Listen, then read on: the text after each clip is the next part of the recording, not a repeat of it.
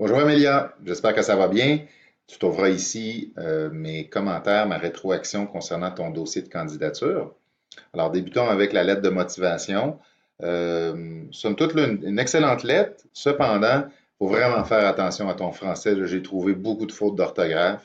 Alors, tu aurais intérêt à revoir ça là, avec attention pour s'assurer qu'il n'y en reste plus du tout. Au niveau de ton CV, OK, dans un premier temps, on avait parlé là, qu'on essaierait d'ajouter objectif hein, en début de CV. Tu peux parler, que tu as un objectif de trouver un stage, tu peux parler de ta vie professionnelle, c'est quoi tes objectifs professionnels.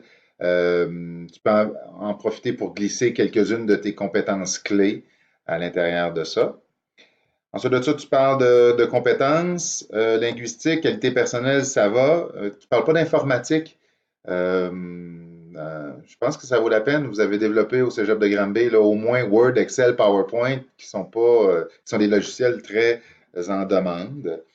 Au niveau de tes expériences professionnelles, c'est important que lorsque tu viens décrire tes expériences, que tu utilises des verbes d'action. OK? Donc, enseigner, dans ton cas, ouvrir, concevoir, faire, peu importe. OK? Donc, des verbes d'action, ça va venir ajouter de la valeur et euh, ça va être supérieur. Au niveau de tes centres d'intérêt, je te recommande de prendre le membre du programme de sport-études. Je pense que je le mettrais dans le centre d'intérêt et haute mention. Là, je trouverais une espèce de rubrique qui est un peu fourre-tout pour que tu puisses mettre ça là. Et je prendrais la formation scolaire académique, là, puis je la mettrais plus haut.